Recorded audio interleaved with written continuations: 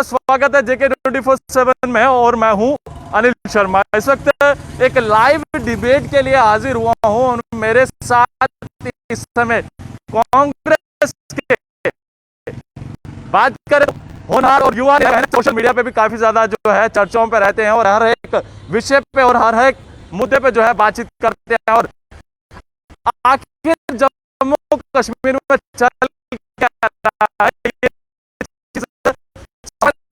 क्या होगा कि लेफ्टिनेंट गवर्नर दिल्ली के अंदर लगातार बैठकों का जायजा वो चलता हुआ चल रहा है। पहले अगर हम बात करें तो होम मिनिस्टर हो, उसके साथ अन्य लोग हो, तो इंटेलिजेंस हो, पुलिस का आला अफसर हो या उसके साथ साथ डीजीपी हो, तमाम लोग वहां पर तैनात हैं। उसके साथ साथ अगर हम बात करें तो अपनी पार्टी के अल्ताफ बुखारी जी वहां पर आखिर है जम्मू कश्मीर केंद्र शासित प्रदेश के अंदर क्या कुछ लगता है कि फेर बदलाव जम्मू कश्मीर के अंदर कुछ होने वाला है या नहीं होगा, बात करके समय मौजूद है कांग्रेस के तेज तरार और सोशल मीडिया पर रहने वाले अश्विनी जी में। धन्यवाद।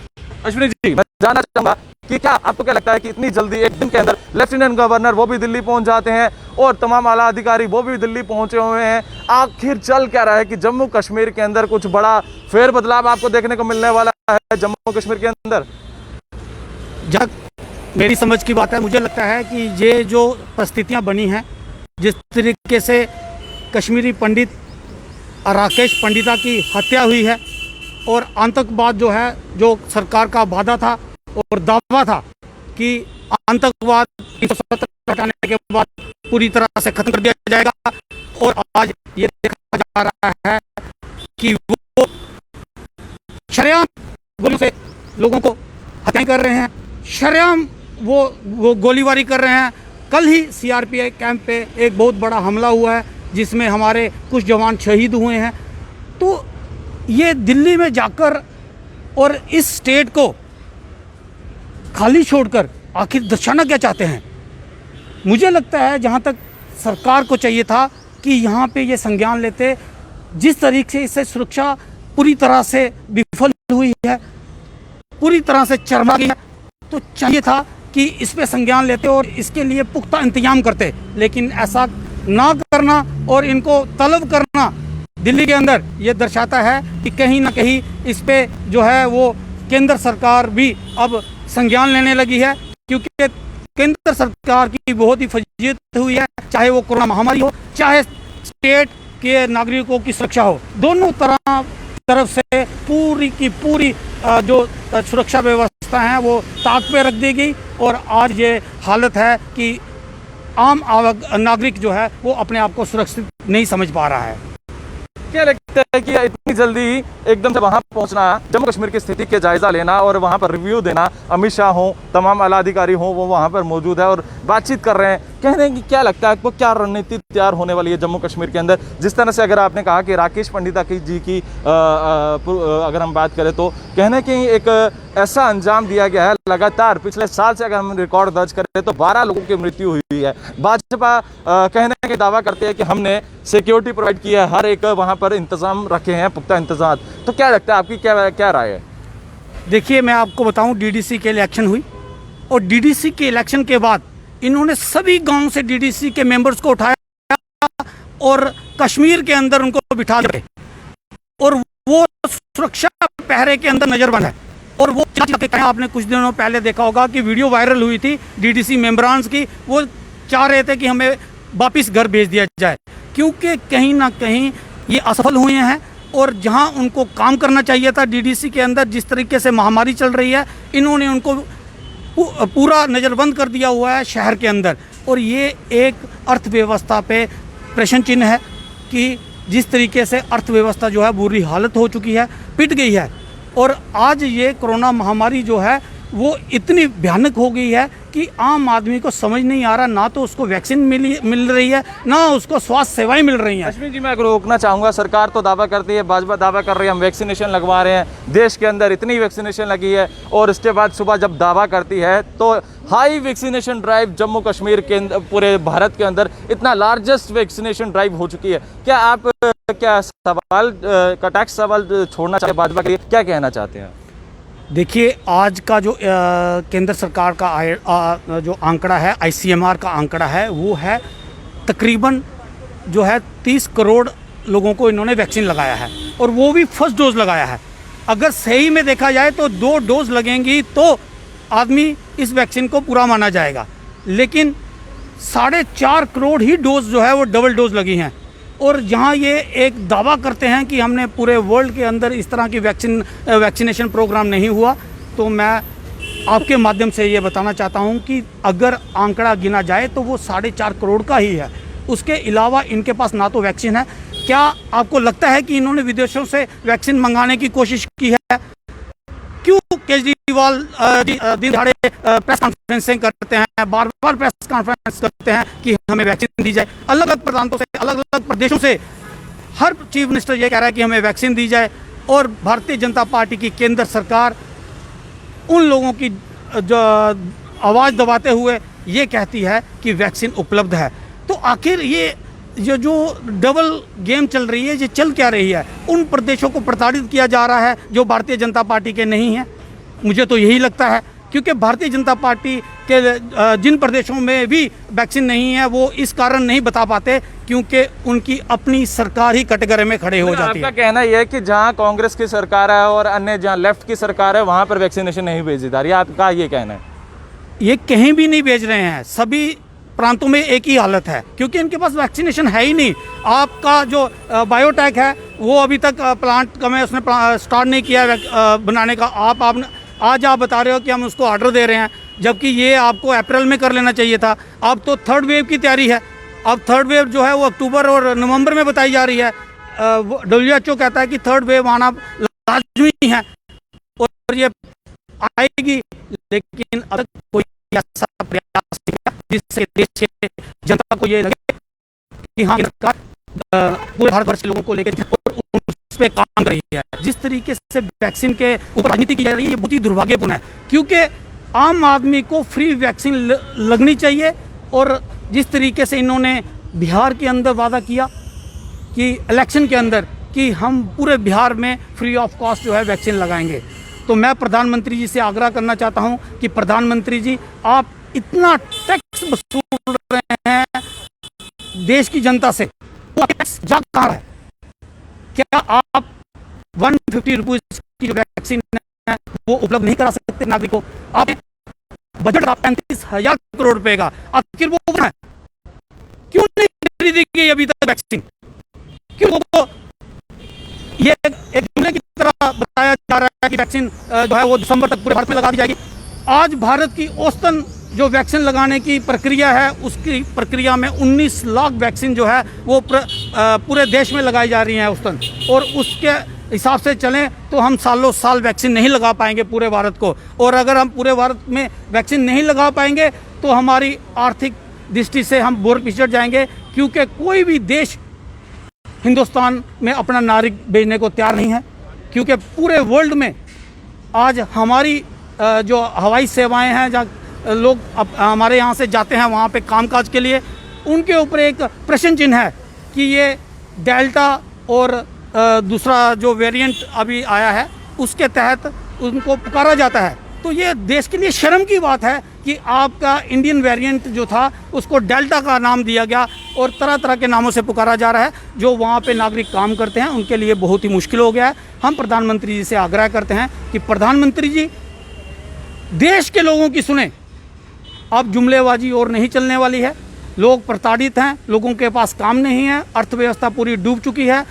और सबसे बड़ा जो आज प्रश्न चिन्ह है वो ये है कि आम आदमी जो दिहाड़ी लगाकर या दुकान लगाकर अपना रोज़गार का साधन चलाता था, उनका रोज़गार बंद है। आपने उनके लिए कोई आर्थिक सहायता नहीं की। मतलब आपका कहना है कि कोई पिछले 6 साल या 7 सालों की बात करें तो भारतीय जनता पार्टी ने कुछ नहीं किया है, आपका इस तरह से कहना है? अगर आपको लगता है कुछ किया है तो आप बताइए। आपको कहीं लगा है कि भारतीय जनता पार्टी ने, जो मैं अपनी स्टेट की बात करूंगा, जम्मू कश्मीर के अंदर भारतीय जनता पार्टी ने वादा किया था 70,000 युवाओं को रोजगार देने का, लेकिन आज ये हालत है कि कल की RTI में ये आया है कि 77 करोड़ रुपया जो है वो इकट्ठा किया गया है, गुराई बोलूँगा इसको, बच्चों के 350 रुपया पर फॉर्म का लिया गया और पिछले 5 सालों से एक भी बच्चे को जो है उसके अंतर्गत नहीं लगाया गया। 77 करोड़ रुपया वो आखिर गया कहाँ, वो किसकी जेब में जा रहा है, ये पूछना चाहता है जम्मू कश्मीर का आम नागरिक, जिन्होंने आपका पूरा साथ दिया 370 हटाने में, और आज वो ठगा महसूस कर रहा है जम्मू कश्मीर के अंदर कि उसने आखिर ऐसा किया क्यों। और अब उनको, मुझे लगता है कि चेतना वापस आ चुकी है। वो सरकार से ये सवाल कर रहे हैं कि आखिर आपने 70,000 लोगों को जो वादा किया था वो वादा कहाँ है। मगर भाजपा तो कहती है कि उनका कहना है कि पिछले 7 सालों में हमने युवाओं को रोजगार दिया है और आत्मनिर्भर भारत बनाया है। तमाम चीज़ें, अगर हम अपने जम्मू कश्मीर की बात करें तो हमने जम्मू कश्मीर के अंदर जो है इंफ्रास्ट्रक्चर को बढ़ाया है, स्मार्ट सिटी की तरफ तब्दील किया जा रहा है। क्या आपको नहीं लगता कि जम्मू कश्मीर में विकास हो रहा है पिछले, अगर हम बात करें तो 370 हटने के बाद? देखिए, पूरे भारतवर्ष की तरह जम्मू कश्मीर भी विकास कर रहा है।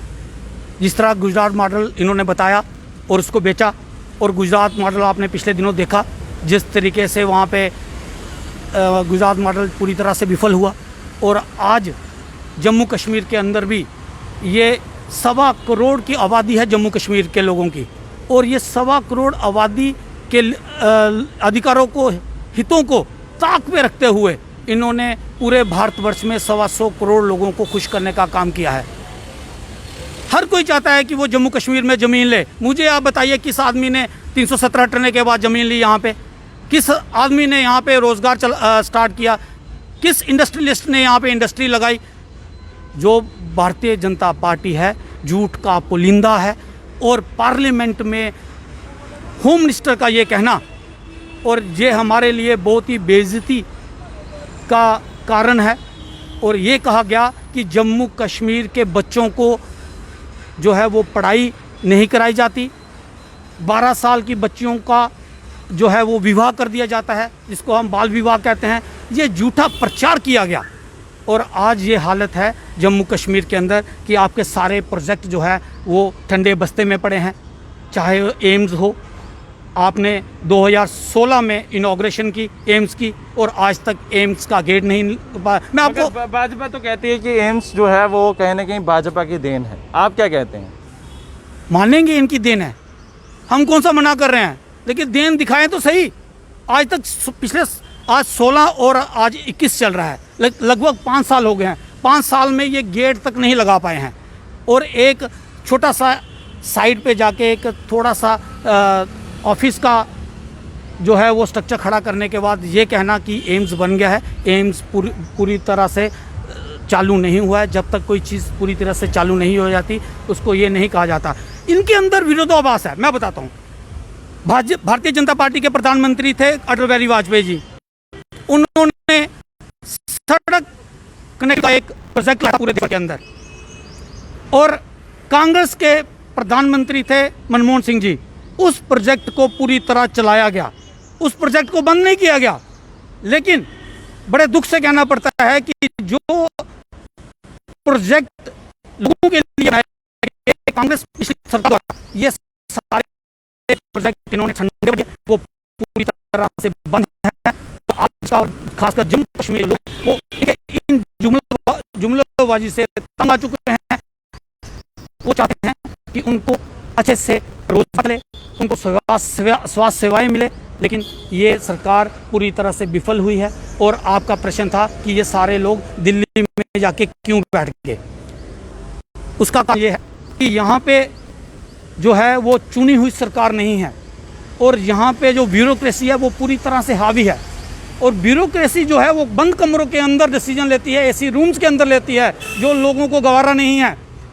लोगों के चुने जाने पर जो नुमाइंदा आएगा वो लोगों के हित के लिए बात करेगा, लेकिन ये लोग एसी में बैठ के जो भी डिसीजन लेते हैं वो जम्मू कश्मीर के लोगों को गवारा नहीं है। जम्मू कश्मीर की स्टेटहुड का दर्जा वापस मिलेगा इस बैठक के बीच में, क्या लगता है? देखिए, हमने डे फर्स्ट से कहा है, हमारे जो ओपोजिशन के लीडर थे देश में, श्री गुलाम नबी आज़ाद साहब ने भी उस दिन से ये एक प्रयास जारी कर दिया था कि जब तक स्टेटहुड वापस नहीं आता और फुल स्टेट स्टेटस से, तब तक हम चुप बैठने वाले नहीं हैं। और आज जो ये सारी चीज़ें आपको देखने को मिल रही हैं कि लोग परेशान हैं, उसकी वजह ही जो है वो स्टेटहुड है। क्योंकि अगर स्टेटहुड होता, अगर चुना हुआ नुमाइंदा होता, चुनी हुई सरकार होती, तो ये परेशानियां लोगों को नहीं झेलनी पड़ती। क्योंकि पिछले 30 सालों से हम आतंकवाद झेलते आ रहे हैं, हमने कई अपने नौजवान साथियों का कुर्बानी दी है, और अगर इसी तरह चलता रहा तो ये जो आतंकवाद ख़त्म करने की बात कर रहे हैं, मुझे लग रहा है कि ये और पनपेगा, जिस तरीके से बंद कमरे के अंदर डिसीजन हो रहे हैं। बहुत बहुत शुक्रिया अश्विनी जी हमारे साथ बातचीत करने के लिए। और कहीं ना कहीं साफ तौर पर इनका कटाक्ष ये था कि भाजपा जो है सिर्फ एक जुमलेबाजों की सरकार है और जुमले करती है, और पिछले 7 सालों के अंदर अगर हम बात करें तो जम्मू कश्मीर के अंदर जो है सिर्फ अनएम्प्लॉयमेंट और बेरोज़गार युवाओं को जो है वो नौकरी नहीं दी गई है। और इसके साथ साथ और बहुत सारे सवालात किए गए, और इसमें सवाल ये है कि क्या जिस तरह से लेफ्टिनेंट गवर्नर इस समय दिल्ली में है और इसके साथ साथ अन्य लोग वहाँ पर दिल्ली में मौजूद है, क्या जम्मू कश्मीर के अंदर अभी भी सवालिया चिन्ह ये खड़ा होता है, क्या जम्मू कश्मीर के अंदर क्या बड़ी जल्द जो है फेर बदलाव देखने को मिलेगा या नहीं मिलेगा, ये तो देखने वाला समय ये बताएगा। और हमारे साथ बातचीत कर रहे थे अश्विनी जी, उन्होंने साफ कटाक्ष सवाल निशाना साधा। अगले यहाँ पर वीडियो